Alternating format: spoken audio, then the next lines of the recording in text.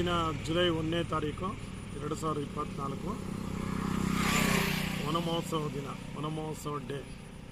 ಅರಣ್ಯ ಇಲಾಖೆ ಹಾಗೂ ಕೊಡಗು ಜಿಲ್ಲಾಡಳಿತ, ಜಿಲ್ಲಾ ಪಂಚಾಯಿತಿ, ನಮ್ಮ ಶಾಲಾ ಶಿಕ್ಷಣ ಇಲಾಖೆ ಹಾಗೂ ಬಾರ್ ಸ್ಕೌಟ್ಸ್ ಗೈಡ್ಸ್ ಮತ್ತು ರಾಷ್ಟ್ರೀಯ ಸೇವಾ ಯೋಜನೆ NSS ಹಾಗೂ ಶಾಲೆಗಳಲ್ಲಿ ರಾಷ್ಟ್ರೀಯ ಪರಿಸರ ಸಮುದಾಯದಿಂದ ನಮ್ಮ ಕೊಡಗು ಜಿಲ್ಲೆಯ ಅರಣ್ಯ ಇಲಾಖೆ ಮತ್ತು ಸಂಘ ಸಂಸ್ಥೆಗಳ ಸ್ವಯಂಚಾಲಿತದಲ್ಲಿ ಜೂನ್ನಲ್ಲಿ ನಾವು ಈಗಾಗಲೇ ಪರಿಸರ ದಿನಾಚರಣೆ ಮಾಡಿ ಗಿಡಗಳನ್ನು ನೆಡೋದ್ರ ಜೊತೆಗೆ ಪರಿಸರ ಜಾಗೃತಿಯನ್ನು ಮೂಡಿಸಿದ್ವಿ. ಅದೇ ರೀತಿ ಜುಲೈಲಿ ಶಾಲಾ ಕಾಲೇಜುಗಳು ಸಾರ್ವಜನಿಕ ಜಾಗದಲ್ಲಿ ವನಮಹೋತ್ಸವವನ್ನು ಆಚರಿಸೋದ್ರ ಮೂಲಕ ಪ್ರತಿಯೊಬ್ಬರಲ್ಲೂ ಕೂಡ ಗಿಡ ಮರಗಳನ್ನು ಬೆಳೆಸಿ ಹೆಚ್ಚು ಒಂದು ಹಸಿರೀಕರಣ ಮಾಡಬೇಕು ಅಂತ ನಾವು ಮನವಿ ಮಾಡ್ತಿದ್ದೇವೆ.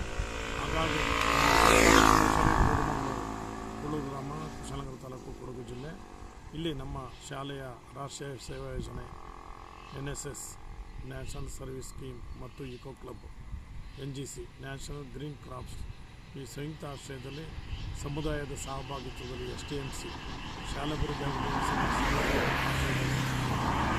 ವಿಶೇಷವಾಗಿ ವಿದ್ಯಾರ್ಥಿಗಳು ಕೂಡ ರೀತಿಯಲ್ಲಿ ನಾವು ಮನೆಗೊಂದು ಮರ, ಊರಿಗೊಂದು ಮರ, ಆ ಒಂದು ಪರಿಕಲ್ಪನೆಯಲ್ಲಿ ಪ್ರತಿಯೊಬ್ಬರು ಕೂಡ ಮಕ್ಕಳಲ್ಲಿ ಮತ್ತು ಸಮುದಾಯದಲ್ಲಿ ಪರಿಸರ ಪ್ರೀತಿಯನ್ನು ಬೆಳೆಸ್ತಕ್ಕಂಥ ಮಾಡ್ಬೋದು.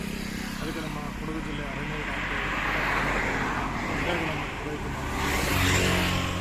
ಎಲ್ಲರೂ ಕೂಡ ಮುಂದಿನ ಉತ್ತಮ ಪರಿಸರಕ್ಕಾಗಿ ಹೆಚ್ಚು ಗಿಡ ಎಲ್ಲರೂ ಜವಾಬ್ದಾರಾಗಿದೆ.